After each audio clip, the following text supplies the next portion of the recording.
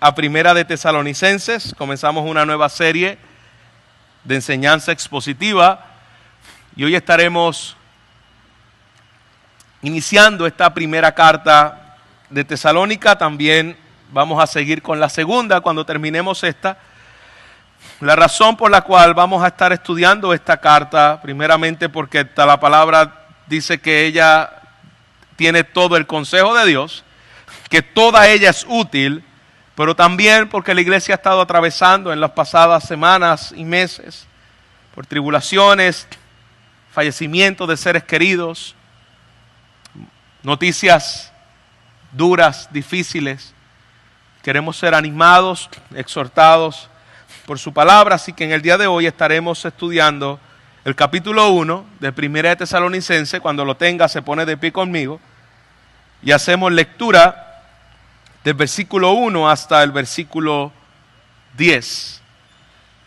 Primera de Tesalonicenses 1, versículos 1 al 10. ¿Lo tenemos? Dice su palabra: Pablo, Silvano y Timoteo, a la iglesia de los tesalonicenses, en Dios Padre y en el Señor Jesucristo. Gracia y paz sean a vosotros, de nuestro Padre y del Señor Jesucristo. Damos siempre gracias a Dios por todos vosotros, haciendo memoria de vosotros en nuestras oraciones, acordándonos sin cesar delante del Dios y Padre nuestro de la obra de vuestra fe, del trabajo de vuestro amor y de vuestra constancia en la esperanza en nuestro Señor Jesucristo. Porque conocemos, hermanos amados de Dios, vuestra elección, pues nuestro evangelio no llegó a vosotros solamente sin palabras solamente, sino también en poder, en el Espíritu Santo y en plena certidumbre, como bien sabéis cuáles fuimos entre vosotros por amor de vosotros. Y vosotros vinisteis a ser imitadores de nosotros y del Señor, recibiendo la palabra en medio de gran tribulación, con gozo del Espíritu Santo. De tal manera que habéis sido ejemplo a todos los de Macedonia y de Acaya que han creído, porque partiendo de vosotros ha sido divulgada la palabra del Señor. No solo en Macedonia y Acaya, sino también en todo lugar vuestra fe en Dios se ha extendido, de modo que nosotros no tenemos necesidad de hablar nada, porque ellos mismos cuentan de nosotros la manera en que nos recibisteis y cómo os convertís de los ídolos a Dios, para servir al Dios vivo y verdadero y esperar de los cielos a su Hijo, al cual resucitó de los muertos, a Jesús, quien nos libra de la ira venidera. Padre, gracias por tu palabra. Gracias, Señor, porque al abrir tu texto reconocemos que estamos en terreno santo, donde cuando tu palabra es leída, es tu voz la que estamos escuchando. Tu palabra es viva, tu palabra es eficaz. Así que, Señor, te rogamos que sea tu Espíritu Santo utilizando tu palabra para moldear en nosotros, Señor, el carácter de tu Hijo. Y que para que como iglesia podamos reconocer a través de los textos que acabamos de leer cómo debe vivir una iglesia bíblica. No solo lo que debe predicar una iglesia bíblica, que lo vimos en la serie de Primera de Juan, en Segunda de Juan y Tercera de Juan. Queremos, Señor, vivir como una iglesia bíblica. No solo enseñar de manera bíblica, sino aprender de esta iglesia, que hay tanto para aprender. En Cristo Jesús te lo pedimos. Amén. Amén. ¿Se puede sentar, iglesia? Siempre que iniciamos una serie, comenzamos introduciendo lo que estaba sucediendo en aquel momento, el contexto donde se escribe esta carta, quién era la iglesia de Tesalónica, quién fue su fundador, cómo comenzó. Así que vamos a hacer un poquito de contexto histórico antes de entrar de lleno al texto. Eso va a traer claridad a la hora de nosotros poder desempacar los versículos. Lo entendemos a la luz de lo que estaba sucediendo con un mayor conocimiento de la historia. Bueno, la carta tesalónica, la iglesia de los tesalonicenses, fue escrita principalmente, pues, como acabamos de ver, por el apóstol Pablo, que fue el fundador de esta iglesia. Pablo funda esta iglesia en su segundo viaje misionero. El apóstol Pablo, como misionero del Señor, llega a una sinagoga judía y comienza a predicar la palabra de Dios, como solía hacer en la mayoría de sus viajes. Generalmente Pablo comenzaba predicando en sinagogas. Y Pablo utilizó una sinagoga para llevar, sinagoga judía, donde se reunían los sábados, y allí estuvo varios meses predicando. Se entiende que Pablo no estuvo mucho tiempo en Tesalónica. Tuvo algunos meses predicando la palabra del Señor, proclamando a Jesús como Mesías. Interesante, porque Pablo predicaba a Jesús como Mesías y eso le trajo problemas a Pablo, porque el pueblo judío o los judíos que estaban en esta ciudad, es una ciudad griega, estaba en Grecia, en la ciudad de Tesalónica. Allí habían también un pueblo judío donde se reunían en sinagogas. Sin embargo, el judío estaba esperando a un Mesías libertador, un Mesías que lo iba a sacar de la opresión romana, y el mensaje de Pablo era de este Mesías que venía a tratar con el corazón de los hombres, este Mesías que venía a reinar en medio de su pueblo, no este personaje político, militar, que iba a rescatar a Israel de la opresión física. Ese no era el Mesías que predicaba el apóstol Pablo. Por lo tanto, esto trajo persecución. Pablo comenzó a predicar la palabra e inmediatamente comenzaron a convertirse aquellos que Dios había llamado a la salvación. Algunos judíos vinieron, algunos prosélitos. Los prosélitos son los judíos que habían sido entrados al judaísmo por medio de proselitismo. Tenían que ser circuncidados y tenían que guardar ciertas normas establecidas por el judaísmo, de manera que también creyeron el evangelio. Algunas mujeres griegas, dice la palabra en el libro de los Hechos, que también creyeron el evangelio del Señor Jesucristo. Ahora, cuando Pablo y Silas salen de Tesalónica, ellos llegan unos meses más tarde. Pablo envía a Timoteo para ver cómo estaba esa iglesia. Timoteo le envía un informe al apóstol Pablo del estatus de la iglesia en Tesalónica. Así que la respuesta de Pablo a la iglesia, a los tesalonicenses, viene como resultado de lo que Timoteo le dijo, le informó al apóstol Pablo, que estaba en Corintio cuando escribe esta carta. El apóstol Pablo está en Corintio todavía, preso en el Señor, trabajando en la obra del Señor, y le da esta carta a la iglesia de Tesalónica por lo que Timoteo le dice que estaba sucediendo en aquel lugar. El autor de la carta, aunque es Pablo, si se fija, versículo 1, dice Pablo, pero menciona también en el saludo a Silvano. Silvano es la misma persona que Silas. Es el mismo Silas que estaba con Pablo cuando estaba adorando al Señor en la cárcel. Así que este Silvano era un compañero de batallas. Es Silas que está con el apóstol Pablo, y también menciona a Timoteo. Así que podemos interpretar que aunque Pablo era el autor de esta carta, los coautores eran Silas y Timoteo.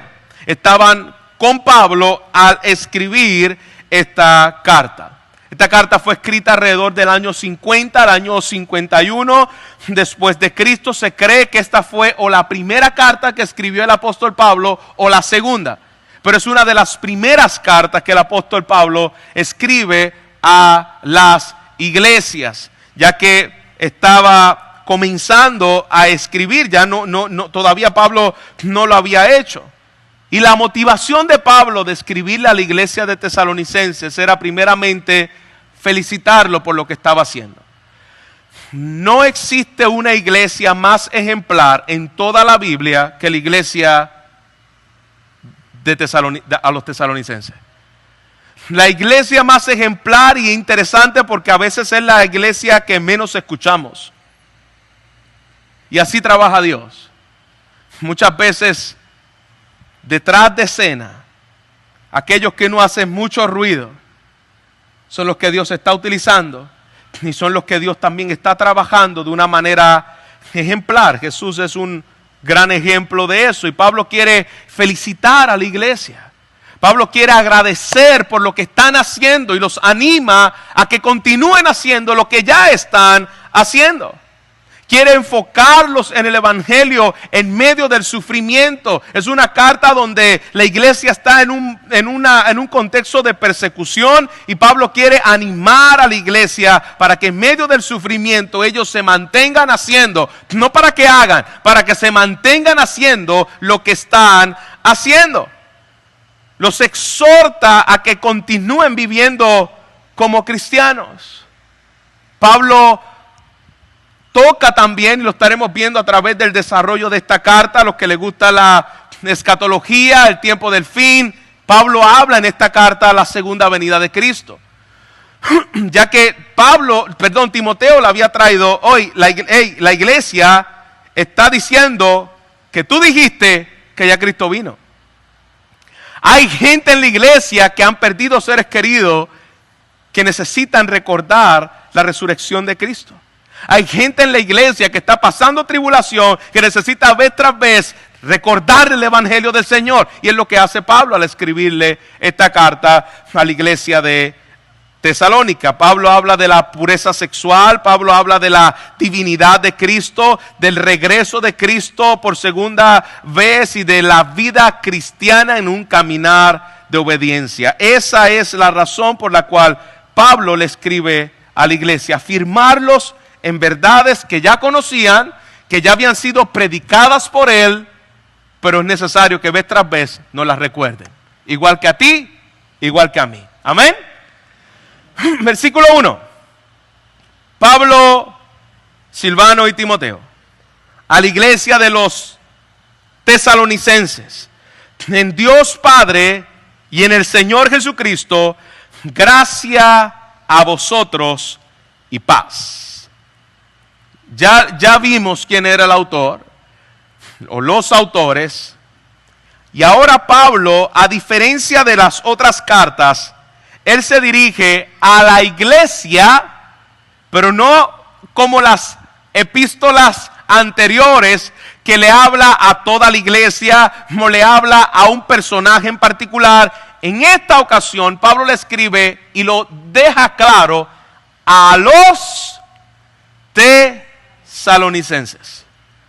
Esta carta va escrita a los tesalonicenses, la iglesia que está en Tesalónica, a una iglesia local en específica, una iglesia que estaba trabajando en la obra del Señor y que Pablo había fundado. Resalta esa comunidad de creyentes, no solamente judíos, allá habían también griegos, habían gentiles que habían creído también el evangelio, y utiliza la palabra iglesia. La palabra iglesia quiere decir asamblea. Personas que se reúnen con el fin de adorar a Jesucristo. Eso es iglesia. Yo sé que muchas veces hemos caído en el decir, no vamos a la iglesia, somos la iglesia. pero no está mal decir vamos a la iglesia. ¿Sabe por qué? Porque vamos a la asamblea de los santos.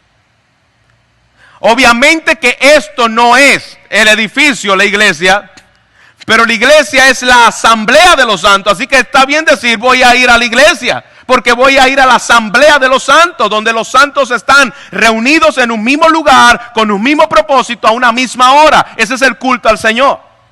Le está escribiendo a la iglesia de los santos, a la asamblea de los santos. Vamos a estar con los santos reunidos adorando al Señor. Pablo le escribe a la asamblea reunida en Tesalónica, a la iglesia que está en Tesalónica, reunida para adorar al Señor por la gracia que hemos recibido a través de la salvación de nuestro Señor. Y aquí hay una expresión teológica importante en este saludo inicial de Pablo, porque él dice en Dios Padre. El saludo a la iglesia era en Dios Padre y en el Señor Jesucristo. La palabra Señor quiere decir Adonai. Es la palabra dada para hablar de Dios Padre. Y él está haciendo una igualdad entre Dios y Señor Jesucristo, lo que lo hace igual a Dios. Una indicación en el texto muy clara de que los creyentes no reconocen a ningún ser humano como Señor y Adonai. Hermano, si tú le llamas a alguien Señor, en el término de lo que eso se refiere en la traducción nuestra como Señor, que en el original es Adonai, es Dios mismo. Decirle Adonai a Jesús es decirle Dios a Jesús. Jesús es Dios. El saludo viene de parte del Dios verdadero, nuestro Señor y Salvador Jesucristo. Y en la salutación, algo muy paulino, utiliza las dos palabras que representaban aquella audiencia que le estaba escribiendo. La palabra griega como charis, diciéndole gracia a vosotros, y la palabra en hebreo como shalom, que significa paz. Pablo le estaba dando una salutación a la iglesia, reconociendo que allí había tanto audiencia griega como audiencia judía, y le está diciendo gracia y paz sean dadas a vosotros. La gracia que recibimos a través de la obra de nuestro Señor, dando los méritos que nosotros no teníamos al morir en la cruz, imputando su santidad y su justicia, eso es gracia. Dios me da lo que yo no merezco. Y Pablo saluda a la iglesia diciendo la gracia de Dios y la paz de Dios, la paz que tenemos ahora para con Dios y la paz de Dios, que es Dios mismo, sea para con todos vosotros. Saludo que debe caracterizar de igual manera nuestras vidas. No hay nada más importante. Recuerde, esta expresión de salutación era común en Pablo de acuerdo a los contextos donde él escribe. Por ejemplo, en Puerto Rico la salutación nuestra es hola, ¿cómo está? O a veces Dios te bendiga. Pero la salutación de Pablo estaba llena de un contenido también teológico. La gracia del Señor, que es la que necesitamos vez tras vez, y la paz para con Dios y de Dios sea contigo. Gracia a vosotros y paz. Ahora Pablo, luego de terminar la salutación, él comienza a darle gracias al Señor por la vida de la iglesia. Mira cómo Pablo le deja saber a ese grupo de creyentes, tanto Silas como Timoteo y este servidor, damos gracias a Dios por todo lo que ha hecho en la vida de ustedes. Ancianos, pastores que están dando gracias a Dios por la vida de la iglesia de Tesalónica. Qué poderoso, ¿no? Ellos estaban tenían la costumbre de tener un tiempo siempre para dar gracias a Dios por todos. Y ahí está una primera aplicación a nuestra vida. ¿Qué podemos aprender tanto como pastores, como miembros del cuerpo de Cristo? Es que Pablo lo caracteriza ser un hombre agradecido. Su copa estaba rebosante, él estaba gozoso por lo que Dios estaba haciendo a través de la iglesia en Tesalónica. Su corazón estaba agradecido al Señor y oraba al Señor dando gracias por esa iglesia. Un hombre agradecido. Cuando nosotros nos comparamos o hacemos un contraste con nuestra vida, ¿cuánto oramos a Dios agradeciéndole por la iglesia que nos ha dado? Hermanos, ¿cuánto, no levante la mano, pero cuánto oramos por nuestros hermanos? ¿Cuánto tiempo sacamos para orar por los hermanos nuestros de la iglesia? Y no solo orar por peticiones de nuestros hermanos. Quizás eso es lo que la mayoría de nosotros hacemos con las mejores intenciones.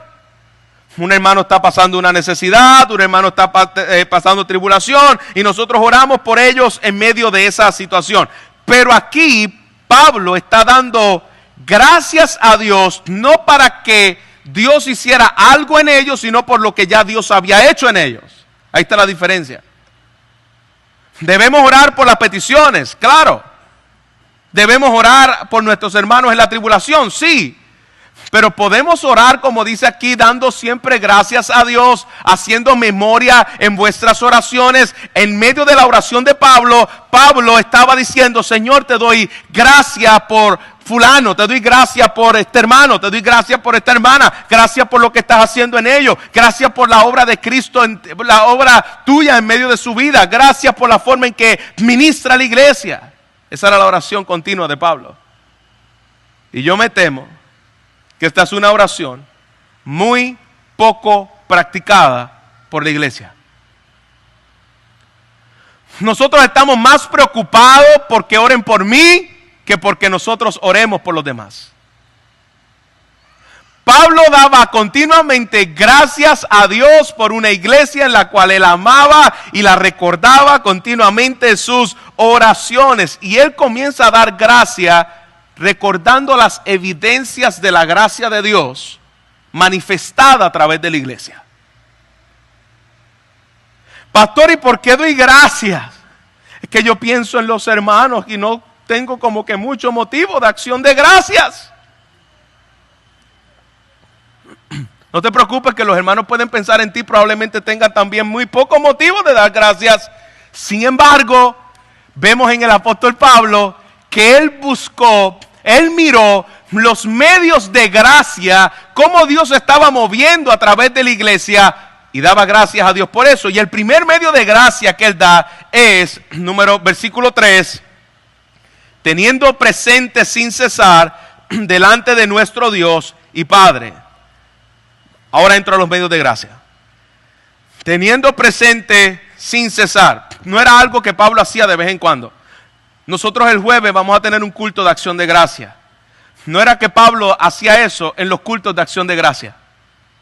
Dice el versículo 3, acordándoos sin cesar delante de Dios y Padre de nuestro Señor Jesucristo. Continuamente se acordaban de la obra de Dios en esa iglesia. Gracias por lo que tu Espíritu está haciendo a través y por medio de esa iglesia. Y aquí comienza a mostrar la primera evidencia de gracia. ¿De qué se recordaba Pablo? De vuestra fe. La obra de fe era una evidencia. El trabajo de amor, otra evidencia. Y la firmeza, la perseverancia en la esperanza en Dios. Él veía a la iglesia caminando por medio de la fe en la obra que estaban haciendo. No era una obra solamente intelectual, era una obra que se evidenciaba a través de lo que hacían. Ahí está la primera evidencia de la gracia de Dios. la obra de fe. Espérate, pastor, la fe no es una obra. Así que, ¿por qué Pablo está hablando del obrar en fe, de la obra de la fe? Bueno, porque Santiago dice que la fe sin obras es muerta. La fe tiene piernas en las cuales camina. La fe tiene que ser evidenciado a través de lo que nosotros actuamos. La obra de fe que Pablo se refiere aquí es de cómo la salvación está actuando a través de la vida de los elegidos de Dios.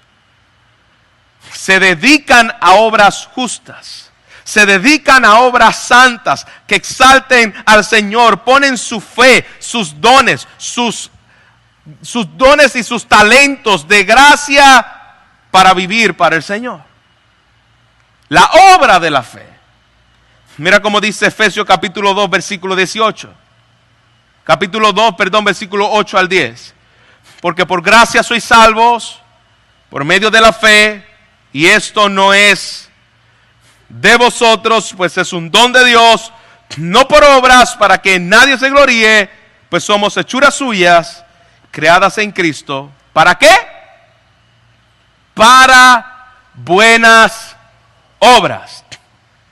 La razón por la cual Dios te salvó es para que puedas caminar en las obras que Él preparó de antemano para que su pueblo pueda caminar en ella. Y eso es la obra de fe que Pablo alaba en la iglesia de Tesalónica. Dando gracias a Dios por la obra de fe. Y la única razón por la cual los tesalonicenses podían caminar en buenas obras era precisamente por causa de que Cristo vivía en ellos. No olvidemos eso. Dice el pastor John MacArthur hablando de este texto, eso no quiere decir que las personas puedan obtener su salvación por buenas obras, sino que esas buenas obras verifican su salvación. Las buenas obras comprueban que Dios ha hecho un cambio transformador en tu corazón. Dios te ha dado una nueva naturaleza para que vivamos para la gloria del Señor. La segunda evidencia de gracia en la iglesia de Tesalonicenses es el amor. Y mira cómo le llama aquí el apóstol Pablo, el trabajo del amor. De vuestra obra y del trabajo de vuestro amor. El amor no es algo que surge por una musa que me entra, sino es algo que continuamente nosotros debemos trabajar. Dios me ha dado su amor en Cristo Jesús, y cuando yo trabajo lo hago por el amor de lo que Él hizo en mi vida. Un trabajo de amor, no un trabajo para yo tratar de hacer algo, ganarme algo de parte del Señor. Es amar al prójimo y amar incluso a nuestros enemigos. Es una característica de aquellos que la gracia ha sido manifestada. Pablo daba gracias por la iglesia porque la obra de fe y el trabajo de amor era evidente en ellos. No solamente en unos cuantos, era evidente en la iglesia. Lo que se sentía en medio de la iglesia era el amor revelado a través de Cristo por los hermanos. Y número 3, Pablo habla del trabajo arduo. Un trabajo extenuante, constante en la esperanza de nuestro Señor Jesucristo. Persevera firme en aquella promesa que el Señor le había dado. Esa es la evidencia de la gracia en los tesalonicenses. Ellos tenían una esperanza en que Cristo iba a regresar por segunda vez. Hermano, esto se ha perdido en el tiempo presente. En los 70, los 80... fue como el boom de Cristo Viene en América Latina. Aquí tenemos el ministerio Cristo Viene de Gigi Ávila, y en los parques Cristo Viene, los bumper stickers Cristo Viene. pero como que en el tiempo presente se ha perdido ese fervor y ese anhelo de que Cristo regresa por segunda vez. Eso era algo, hermanos, que era muy común en la iglesia primitiva. Vemos la iglesia, incluso el libro Apocalipsis termina diciendo: Maranata, ven Señor Jesús. Vivían a la luz de la venida de nuestro Señor Jesucristo. Pastor, pero es que se ha tardado ya más de 2000 años, entonces debemos seguir esperando con las mismas ansias. Bueno, yo prefiero vivir a la luz de que Cristo viene por mí mañana, decía Juan Calvino. Eso motiva el celo a la santificación y al evangelismo.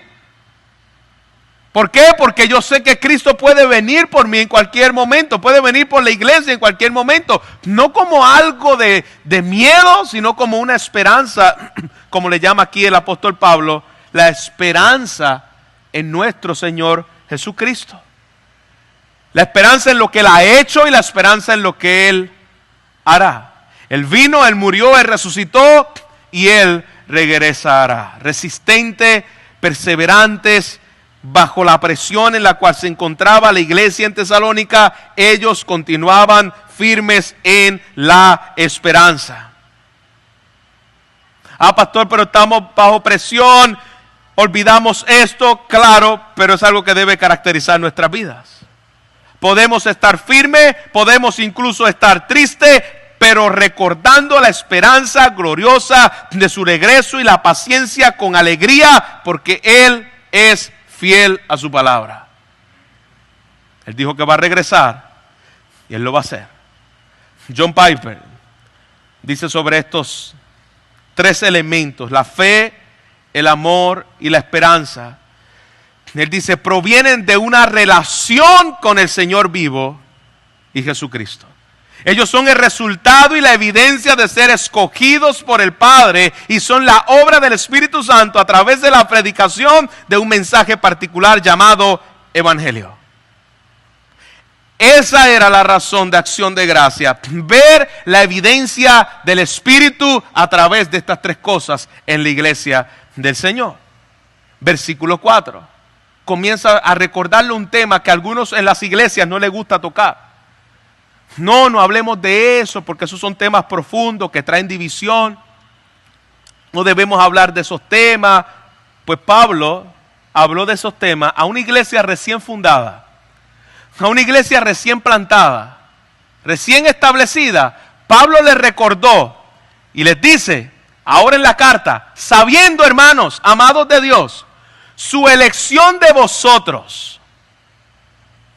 Quiere decir que Pablo, cuando estuvo con ellos, por eso le dice sabiendo. No es algo que ustedes no saben.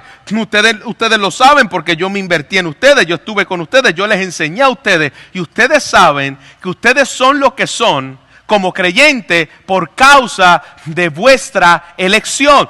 Dios los escogió a ustedes desde antes de la fundación del mundo. Ustedes no están aquí por sus fuerzas, ustedes no están aquí por su capacidad, ustedes no están aquí por su libre albedrío, ustedes están aquí porque en su gracia Él quiso hacerlo para su gloria.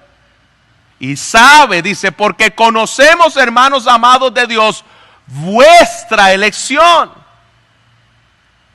Esto no es algo que solamente el apóstol Pablo habla aquí, esto es algo que Pablo habla a través de toda la carta.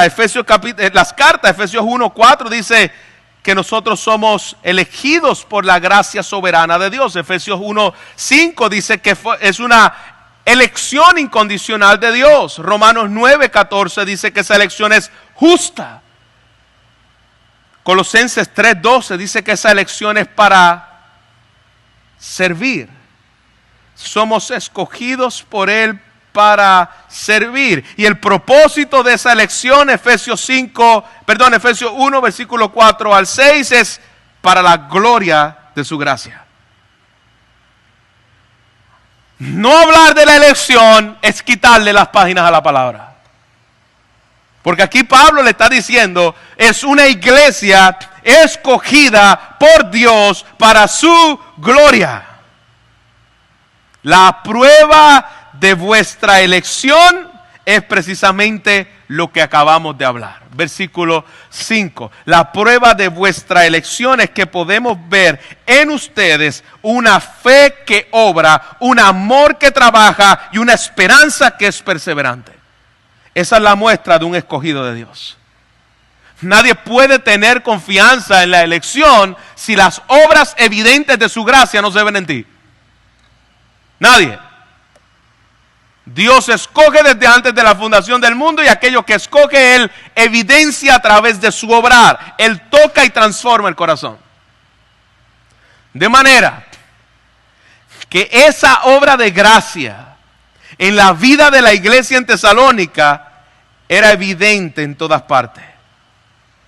La prueba de que Dios estaba operando por su Espíritu Santo es que la predicación del Evangelio era conocida en todo lugar. Nuestro Evangelio no llegó a vosotros solamente por palabras, nuestro Evangelio llegó también en el poder del Espíritu Santo y en la plena certidumbre, como sabéis, en el cual fuimos entre vosotros por amor a vosotros. Ustedes no solamente dieron una enseñanza, dice Pablo, no vieron la enseñanza mía hacia ustedes.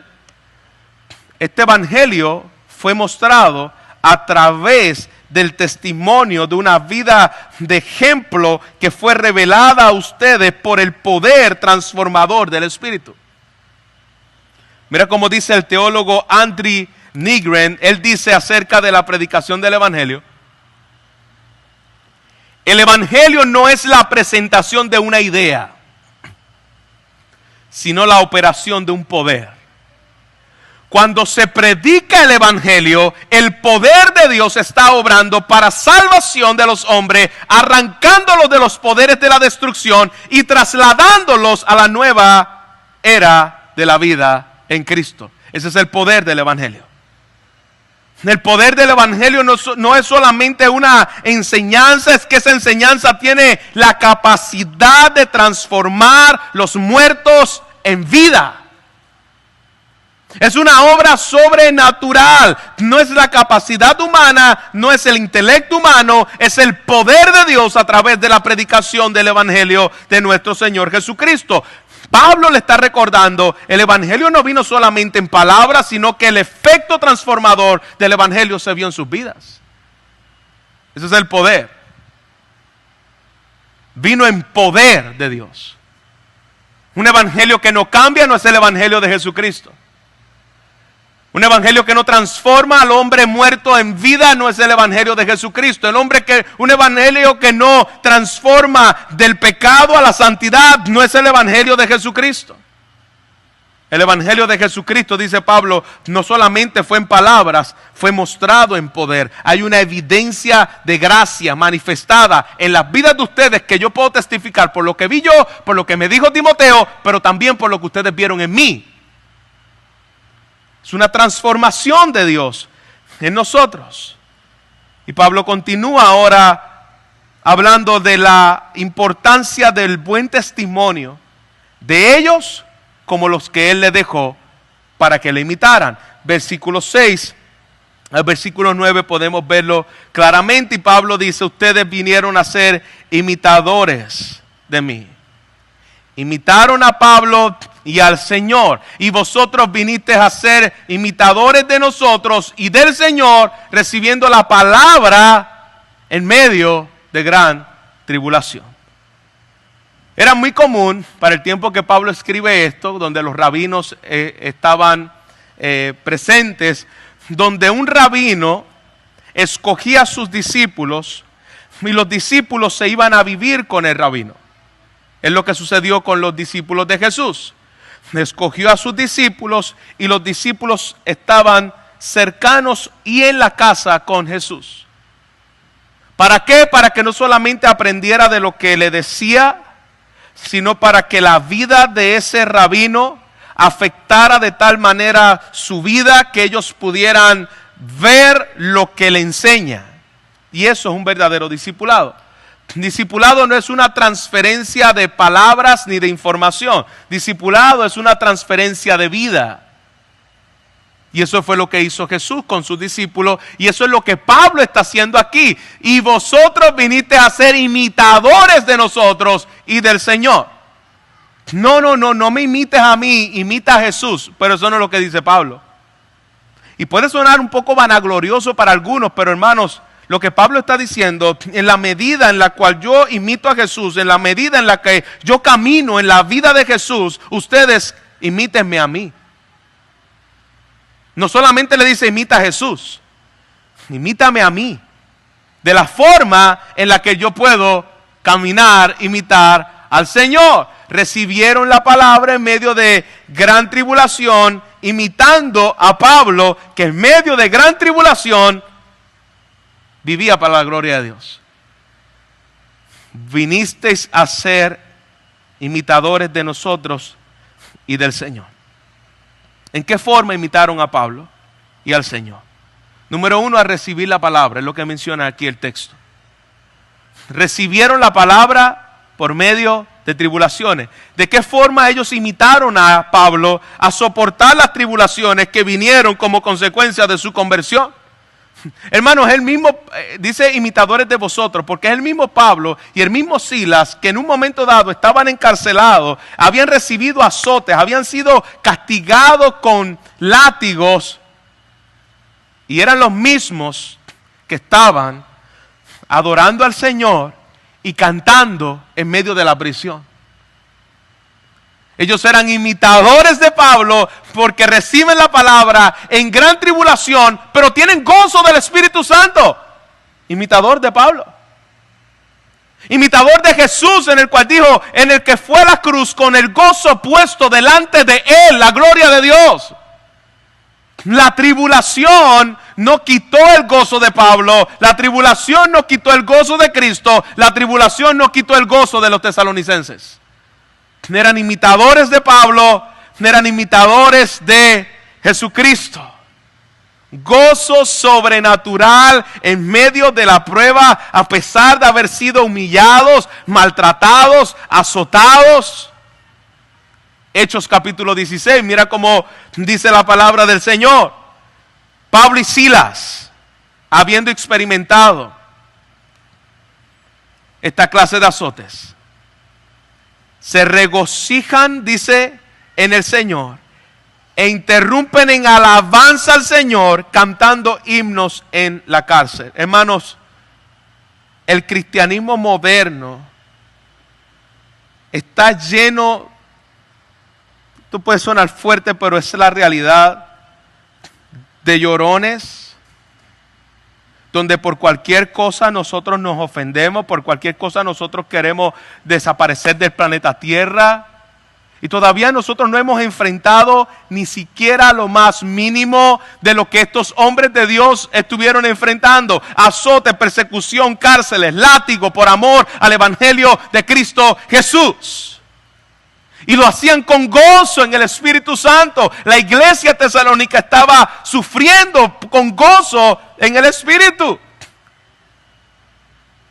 Yo no quiero imaginarme la iglesia del siglo XXI, la iglesia en Puerto Rico en medio de aflicciones, hermanos. Yo no quiero imaginarme. Si por cualquier bobería nosotros faltamos a la iglesia, por cualquier bobería nosotros nos estamos quejando, por cualquier bobería estamos deprimidos. Sin menospreciar la realidad de la depresión.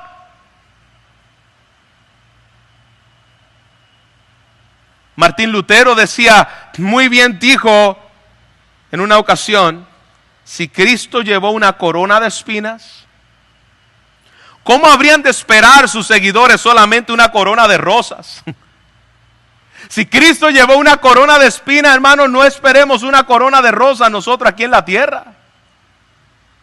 Él siendo Dios, siendo perfecto, siendo santo, llevó una corona de espina. Fue castigado como pecador, fue tratado como alguien inmundo.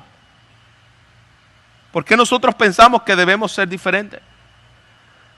Pues ese testimonio que tenía la iglesia de Tesalónica, dice la palabra que fue conocido y esparcido desde el norte hasta el sur de toda Grecia. Fue, versículo 7, conocido en Macedonia y en Acaya. Macedonia el área norte, Acaya el área sur. Eran portavoces de ese evangelio, fueron por lugares estratégicos, se conoció el evangelio de nuestro Señor Jesucristo en todo lugar, hicieron famoso a Cristo en todas partes, fue divulgado al punto, hermano, miren que qué poderoso eso. Pablo dice, la fe que se escucha de ustedes en todo el mundo ha sido tanta que ya nosotros no tenemos necesidad de hablar nada. Porque el testimonio de ustedes, y me llama la atención porque aquí no está hablando del testimonio de un pastor. Muchas veces una iglesia es conocida por el predicador principal. La iglesia de Spurgeon, la iglesia de MacArthur, la iglesia de Piper, la iglesia de fulano. Pues aquí no está hablando de la iglesia de nadie. Aquí está hablando de la iglesia de Jesucristo y eran los tesalonicenses. Lo que era famoso era el testimonio de la iglesia, no del predicador. Lo que la iglesia estaba haciendo y cómo Dios se estaba moviendo a través de la iglesia era evidente a través de toda la región de Grecia. Hermanos, ¿qué testimonio está recibiendo Guayama de nuestra iglesia? ¿Cuál es el testimonio de nuestra iglesia? ¿Cómo estamos reflejando a Cristo fuera de estas cuatro paredes? ¿Cómo el evangelio se ve al salir de este lugar? ¿Cómo estamos testificando? ¿Cómo estamos hablando? ¿Cómo estamos mostrando el evangelio de Cristo? Versículo 9. Regresemos otra vez al versículo 8. Sino que también en todo lugar vuestra fe en Dios se ha extendido, de modo que nosotros no tenemos necesidad de hablar nada. Llega el momento, hermano, donde no sea por las muchas cosas que decimos, sino que llegue el momento de decir, yo conozco a esa iglesia por cómo vive. Y eso es lo que Pablo quiere hacer aquí. Mira cómo vive la iglesia de Tesalónica. Reconoce cómo vive la iglesia de Tesalónica para que se mantuvieran haciendo eso. Es una iglesia ejemplar en la cual nosotros, como iglesia en Guayama, queremos aprender. ¿Cómo están viviendo ellos? Al punto que abandonaron sus ídolos. Recuerda que Grecia estaba llena de muchos ídolos. Ídolos dedicados a la fornicación, a la sexualidad, al dinero, a tantas cosas. Cuando la palabra llegó a su vida, la venda fue quitada de sus ojos. Dice la palabra que ellos, en el original dice, se trasladaron desde los ídolos a Dios. Hubo una transformación completa, se tornaron al único Dios verdadero, cambiaron de dueño, iglesia. Ya no vivían de acuerdo a la manera en que antes vivían, sino que han sido, versículo 9, transformados de los ídolos al único Dios verdadero. Y eso puede sonar, pues eso no es tanto porque salieron del Dios Júpiter o del Dios Thor y ahora creen en Cristo Jesús. No, es que detrás de esos ídolos había dinero de comercio, dependía su vida, dependía su familia y dejarlo iba a costar mucho. De la misma forma que este pueblo dejó los ídolos y se tornaron al único Dios verdadero, quizás tú no has tenido que dejar o tengas algún ídolo de madera, pero si tú eres un hijo de Dios, tú tuviste que haber dejado algo atrás de tu estilo de vida del pasado. No estamos lejos de ellos. Si tú no has dejado nada atrás y tú dices que eres convertido, yo dudo mucho realmente de que tu conversión sea genuina. Porque como creyentes nosotros somos trasladados del reino de las tinieblas al reino de su Hijo admirable, al reino de Cristo. Algo hemos dejado, ya que la salvación, conversión, involucra nuestra voluntad. Renunciar antiguas aspiraciones, es renunciar a los ídolos. Renunciar a ambiciones personales es dejar los ídolos a Dios. Renunciar a prioridades. Renunciar a adquisiciones de nuevas metas que tal vez nos hayamos propuesto es dejar también los ídolos a Dios. Cosas que tomaban nuestra voluntad, cosas que eran el centro de nuestra vida. La conversión nuestra cambia de aquel Dios llamado como se llamara en el tiempo de Tesalónica y en el Dios que ha tomado el lugar de Cristo en tu vida. Eso puede ser algo familiar, algo político, algo material. Eso lo involucraba en el tiempo de Tesalónica y eso lo involucra en el tiempo presente. Ellos dejaron cosas importantes en su vida. Efesios 2, versículo 3. Efesios 2, versículo 3 dice: todos nosotros en otro tiempo vivíamos en la pasión de nuestra carne, satisfaciendo los deseos de nuestra carne y nuestra mente según la corriente de este siglo, conforme al príncipe de la potestad del aire. Todos teníamos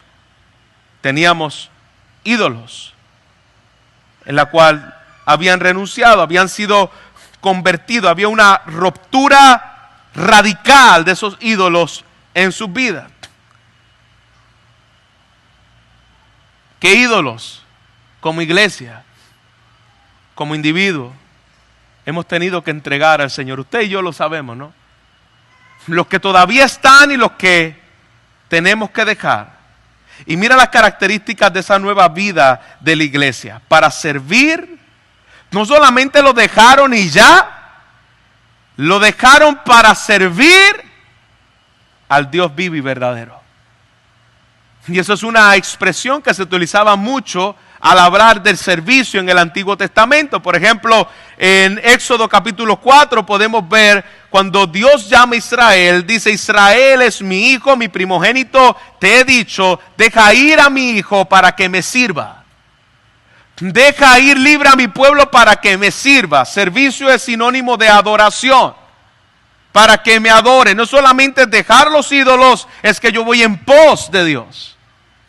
Porque si tú dejas un ídolo, hermano, y tú no le sirves al Señor, y tu vida no es una continua adoración al Señor, lo único que va a ocurrir en ti es que continuamente usted va a estar cambiando de ídolos. Yo tenía delante el ídolo de la bebida. Ya lo dejé, pero ahora tengo el ídolo de la pornografía. Ok, dejé el ídolo de la pornografía, ahora tengo el ídolo de de vivir para mí mismo, de la ropa, del gimnasio, de lo que sea. Y continuamente lo único que estaremos haciendo es sustituyendo ídolos cuando no dejamos los ídolos para servir al Dios verdadero. El gran mandamiento llamado en la palabra de Dios en Deuteronomio, como al Señor tu Dios adorarás y solo a Él servirá. Solo a Él servirás, solo a Él adorarás. Y por último, la esperanza de los tesalonicenses. Una iglesia modelo en la forma en que se evidencia la gracia, en la forma que se han mantenido firmes en medio de los problemas, en la manera en que el testimonio había sido conocido a través de toda Macedonia, de toda Acaya y Macedonia, toda Grecia. Y por último, la esperanza en cómo vivían delante del Señor. Versículo 10. Y esperar de los cielos a su Hijo, al cual resucitó de entre los muertos, es decir, a Jesús, quien nos libra de la ira venidera. Mira cómo este versículo termina este capítulo. Recordando la esperanza gloriosa de Cristo. El segundo regreso de Cristo. Ellos tenían la esperanza. Él regresará. Él volverá. Y mira cómo nos separa la resurrección de los muertos con la segunda venida. Si Cristo resucitó, pues Cristo va a regresar. Si Cristo no resucitó, la segunda venida no tiene ningún tipo de propósito. Pero como Cristo resucitó, Él volverá. Así como Él resucitó, los muertos en Cristo van a resucitar primero. Negar la segunda venida de Jesús es negar la resurrección de los muertos. Y negar la resurrección de los muertos es negar la resurrección de Jesús. Por eso es una doctrina fundamental. Hay algunos que dicen que ya Jesús vino y que Jesús vino de forma figurada. Estamos tirando al piso la doctrina de la resurrección de los muertos. Porque si Cristo vino, los muertos entonces no resucitarán. Y si los muertos no resucitarán, entonces la resurrección de Cristo no tiene ningún significado. Ahí la importancia de la doctrina de la segunda venida de Cristo. Y Pablo lo une, esperar de los cielos al Hijo, al cual resucitó de los muertos. Como Él resucitó, nosotros esperamos a aquel que prometió resucitar nuestros cuerpos si estuviésemos muertos en el momento de su venida. Amén. Gloria a Dios por esa esperanza. Un día se escuchará la voz de mando como trompeta de Dios, y los muertos en Cristo resucitarán primero. Reafirma ese retorno indiscutible del Señor. Y aquí no quiere Pablo enseñar o hablar acerca de esta doctrina o la iglesia de Tesalónica para meter terror y miedo, como muchas veces ocurre. Cuando se hablaba en los años 80 en Puerto Rico de la doctrina de la segunda venida de Cristo, hermano, la mayoría estaba aterrorizado. Incluso, más si te ponían esa musiquita de fondo.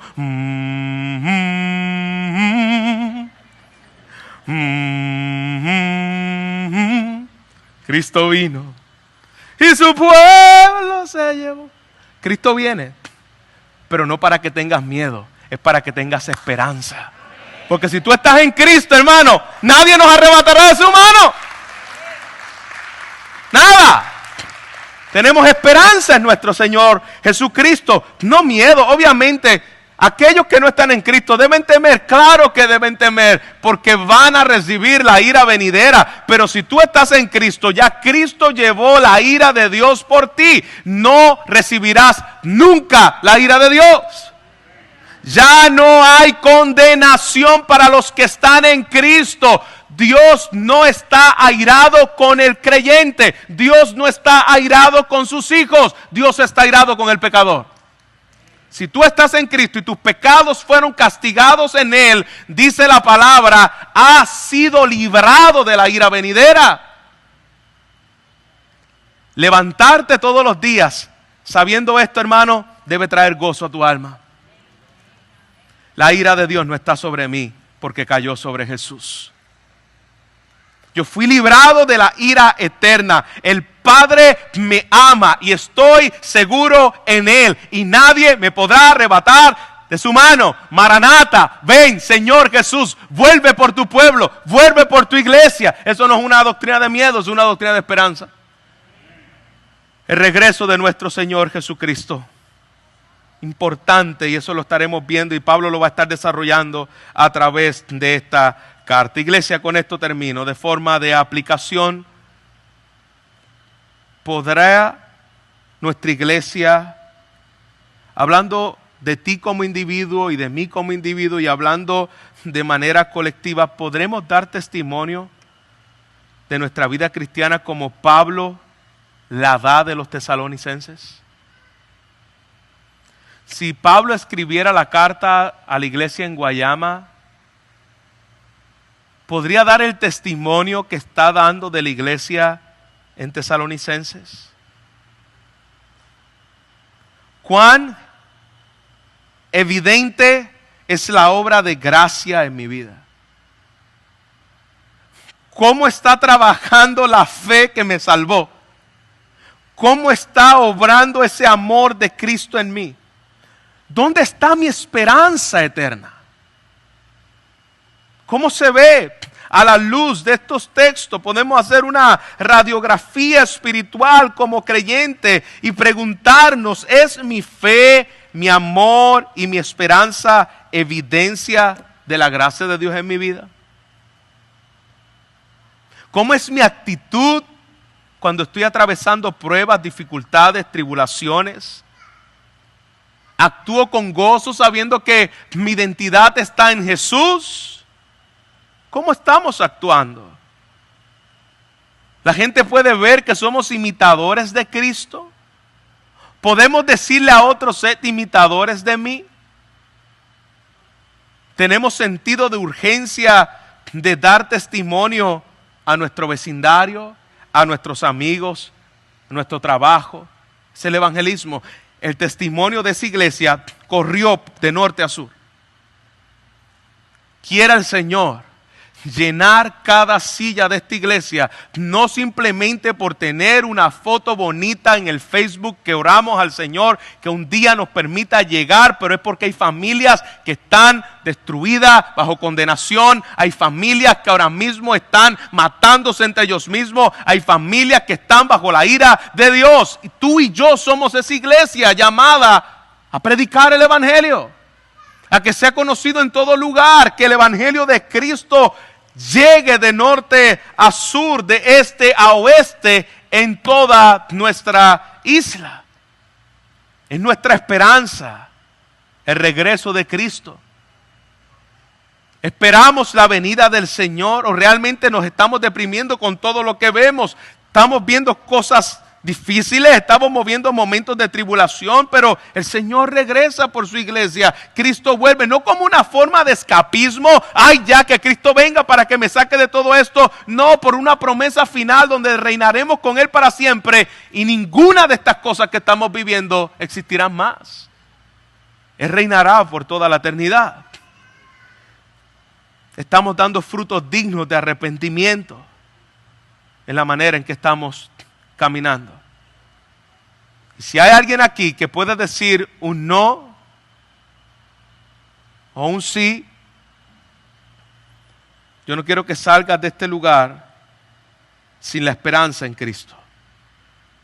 Cristo nos ha dado, a través de su vida perfecta, a través de su muerte y a través de la esperanza gloriosa que tenemos en una resurrección futura, la esperanza de que todo aquel que cree en Él, se arrepiente de sus pecados, puede tener la vida eterna. Tú puedes ser librado, como acabamos de terminar este texto, de la ira venidera. Tú puedes ser librado para siempre de la ira venidera. Tú que estás tal vez todavía en los ídolos y te puedes identificar con los tesalonicenses, puedes venir hoy y ser transformado de los ídolos hacia Dios. Dejar tu vida del pasado y poner tu vida en la persona de Jesucristo. Si te arrepientes y reconoces a Jesucristo como aquel que vivió la vida que tú tenías que vivir, aquel que murió en el lugar que te tocaba a ti como pecador, y serás salvo. Cree en Él, arrepiéntete de tus pecados, pon tu esperanza en aquel que pagó el precio para que en esta tarde puedas recibir la gracia del Señor, salvando tu vida. Así que concluyo con esta frase de John Stott. Por medio del ejemplo de los tesalonicenses, Pablo nos ha enseñado un modelo de una conversión que es invariable. Habrá diferentes formas de idolatría, de que la gente tendrá que volverse de diferentes maneras a las que darán causa a su servicio a Dios, pero la ruptura con respecto al pasado será siempre decisiva. La experiencia del presente será libertadora y la mira hacia el futuro será expectante. Y sin esto difícilmente puedes pretender haber sido convertido. Tiene que ver una transformación evidente del poder de Dios en ti. Cree en el Señor Jesucristo. Y el Señor hoy pueda darnos una nueva naturaleza para vivir a la luz de la iglesia de Tesalónica. Padre, gracias. Gracias por tu palabra. Gracias por tu fidelidad. Y gracias porque a pesar de nosotros, tú sigues obrando a través de tu iglesia. Gracias, Señor, porque tenemos muchas razones para bendecir tu nombre en esta mañana. La fe que has depositado en tu iglesia, el amor que se ha evidenciado en ella y la esperanza que tenemos de tu segunda venida. Padre, queremos ser esa iglesia de Tesalónica. Queremos ser aquellos que vivimos lo que predicamos.